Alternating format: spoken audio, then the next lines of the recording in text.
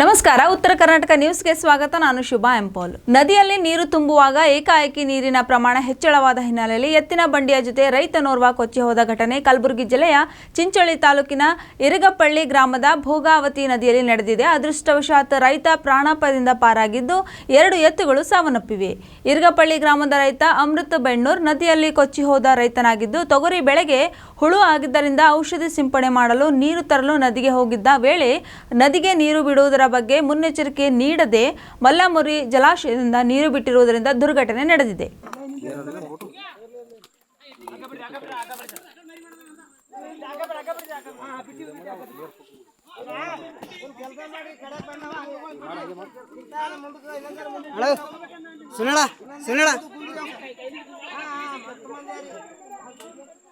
ಸ್ವಲ್ಪ ಕಾಲಿಂದ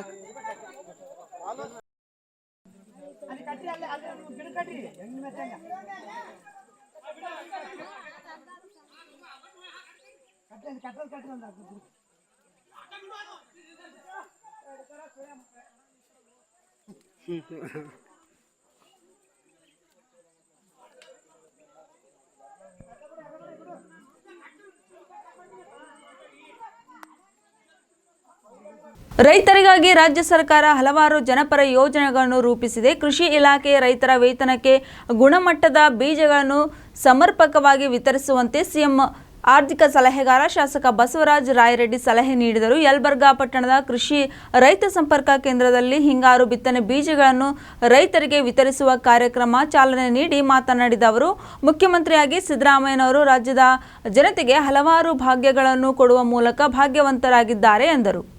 ರೈತರು ಅವರು ಕೂಡ ಬಂದು ಯಾವುದಾದ್ರೂ ನಿಮ್ಮ ವಸ್ತುಗಳನ್ನು ಧಾರಣೀರಲ್ಲಿ ಅದರೊಂದು 3 ತಿಂಗಳ 2 ತಿಂಗಳ ಸರದು ಮಾರಬೇಕಾಗ್ತದೆ. ಅವನ ಒಂದು ಕೋಲ್ಡ್ ಸ್ಟೋರೇಜ್ನಾಗ ಇಟ್ಟರೆ ಕೆಡೋದಿಲ್ಲ. ಅದಕ್ಕೆ ಕೋಲ್ಡ್ ಸ್ಟೋರೇಜ್ ಇಲ್ಲ, ಎಂತೆಂಥ ಊರಾಗಿಲ್ಲ, ಕೊಪ್ಪಳದಾಗಿಲ್ಲ ಕೋಲ್ಡ್ ಸ್ಟೋರೇಜು. ಕುಕ್ನೂರಾಗ ಸ್ಟಾರ್ಟ್ ಆಗೈತೆ ಅಲ್ಲಿ ಕೆಲಸ, ಯಲಬುರ್ಗಿಗೆ ಸ್ಟಾರ್ಟ್ ಆಗೈತೆ 2 ಏನ್ರಿ ಅವು ಇವನ್ ಕಟ್ಸಿನಲ್ಲ ಗುಣವನಲ್ಲಿ ಎಲ್ಲಿ ಅದು ಆಚೆ ಕಡೆ ಅದು ಯಾಕೆ ಕಟ್ಟಿಸ್ತೇನೆ ನೀವು ಪತ್ರಿಕಾಕರ್ತರೇ ತಿಳ್ಕೊಳ್ರಿ ಸ್ವಲ್ಪ. ಏನ್ರಿ ಯಾಕೆ ಕಟ್ಟಿಸ್ತೇ ಅಂದರೆ ಅದು ನ್ಯಾಷನಲ್ ಹೈವೇ ಆಗಿತ್ತಿಲ್ಲ, ಆಗೈತಿಲ್ಲ ನ್ಯಾಷನಲ್ ಹೈವೇದ ಮೇಲೆ ಗುಡೌನ್ ಕಟ್ಟಿದ್ರೆ ರೈತರು ಇಟ್ಕೊಳ್ತಾರ, ವ್ಯಾಪಾರಸ್ಥರು ಇಟ್ಕೊಳ್ತಾರ ಅಂತ ಕಟ್ಟಿದ್ವಿ. ಅಲ್ಲ ಮುಂದೆ ನಾ ಸೋತೆ, ಮುಂದೇನು ಮಾಡ್ಲಪ್ಪ ಅರ್ಧ ಇಂತಿದ್ದು ಮುಗಿಸ್ಬೇಕಾದಾರ ಯಾರು ಮುಂದೆ ಬಂದಾರು ಮಕ್ಕಂಡ್ರೆ ನಾನೇನು ಮಾಡಲಿ? ನೀವು ನನ್ನ ಕೈ ಮರ್ಸ್ಕೊಂಡು ಬಂದ್ರೆ ಇಲ್ಲ, ಸೋತದ್ರಿಂದ ಅದು ಅರ್ಧ ನಿಂತು. ಈಗ ಮತ್ತೆ ನಾ ಪೂರ್ತಿಗೊಳಿಸಿ ಅದನ್ನು ಕೋಲ್ಡ್ ಸ್ಟೋರೇಜ್ ಮಾಡಿಸ್ತಾ ಇದ್ದೀನಿ. ಇದೇನು ಮಾಡ್ಲಪ್ಪ, ನಾನು ಒಂದು ಕೆಲಸ ಮಾಡೋ ಯೋಗ್ಯತೆ ಇಲ್ಲ. ಸಾಲ ಬಾಧೆಗೆ ಬೇಸತ್ತ ರೈತನೋರ್ವ ಪೆಟ್ರೋಲ್ ಸುರಿದುಕೊಂಡು ಆತ್ಮಹತ್ಯೆಗೆ ಶರಣಾದ ಘಟನೆ ಕಲಬುರಗಿ ಜಿಲ್ಲೆಯ ಚಿಂಚೋಳಿ ತಾಲೂಕಿನ ಪೋತಂಗಲ್ ಗ್ರಾಮದಲ್ಲಿ ನಡೆದಿದೆ. ಪಾಂಡಪ್ಪ ಕೋರವನ್ ಆತ್ಮಹತ್ಯೆಗೆ ಶರಣಾದ ರೈತನಾಗಿದ್ದು, ಸತತ ಮಳೆಯಿಂದ ತೊಗರಿ ಬೆಳೆ ಹಾನಿಯಾದ ಹಿನ್ನೆಲೆ ಮನನೊಂದು ಆತ್ಮಹತ್ಯೆಗೆ ಶರಣಾಗಿದ್ದಾನೆ ಎಂದು ತಿಳಿದು ಬಂದಿದೆ. ರೈತ ಪಾಂಡಪ್ಪ ಖಾಸಗಿ ಬ್ಯಾಂಕ್ನಲ್ಲಿ ಸಾಲ ಮಾಡಿದ್ದ ಎನ್ನಲಾಗಿದೆ. ವಿವಿಧ ಬೇಡಿಕೆಗಳ ಈಡೇರಿಕೆಗಾಗಿ ಗ್ರಾಮ ಲೆಕ್ಕಾಧಿಕಾರಿಗಳ ಕೈಗೆ ಕಪ್ಪು ಪಟ್ಟಿಯನ್ನು ಕಟ್ಟಿಕೊಂಡು ರಾಜ್ಯ ಸರ್ಕಾರದ ವಿರುದ್ಧ ಅಸಮಾಧಾನ ವ್ಯಕ್ತಪಡಿಸಿ ಅಥಣಿ ತಹಶೀಲ್ದಾರ್ ಕಚೇರಿ ಎದುರು ಪ್ರತಿಭಟನೆ ನಡೆಸಿದರು.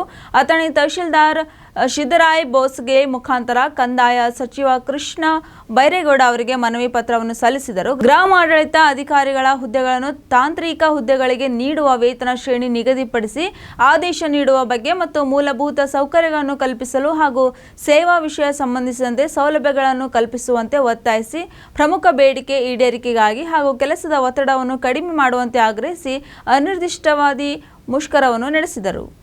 ಕರ್ನಾಟಕ ರಾಜ್ಯ ಗ್ರಾಮ ಲೆಕ್ಕಾಧಿಕಾರಿಗಳ ಸಂಘದ ನೇತೃತ್ವದಲ್ಲಿ ಕಲಬುರಗಿ ನಗರದ ಸಮಾಜ ಕಲ್ಯಾಣ ಇಲಾಖೆ ಎದುರು ಕಪ್ಪು ಪಟ್ಟಿ ಧರಿಸಿ ಬೃಹತ್ ಪ್ರತಿಭಟನೆ ನಡೆಸಿದ ಗ್ರಾಮ ಲೆಕ್ಕಾಧಿಕಾರಿಗಳು ಸರ್ಕಾರದ ವಿರುದ್ಧ ಘೋಷಣೆ ಕೂಗಿ ಆಕ್ರೋಶ ವ್ಯಕ್ತಪಡಿಸಿದರು. ಇತ್ತೀಚೆಗೆ ಗ್ರಾಮ ಲೆಕ್ಕಾಧಿಕಾರಿಗಳಿಗೆ ಕೆಲಸದ ಒತ್ತಡ ಹೆಚ್ಚಾಗಿದ್ದು ಮಾನಸಿಕ ಸಮತೋಲನ ಕಡಿಮೆಯಾಗುತ್ತಿದೆ, ಅಲ್ಲದೆ ಸೂಕ್ತ ಸೌಲಭ್ಯಗಳಿಲ್ಲದೆ ಸಮಸ್ಯೆ ಎದುರಿಸುವಂತಾಗಿದೆ ಎಂದು ಅಸಮಾಧಾನ ಹೊರಹಾಕಿದರು.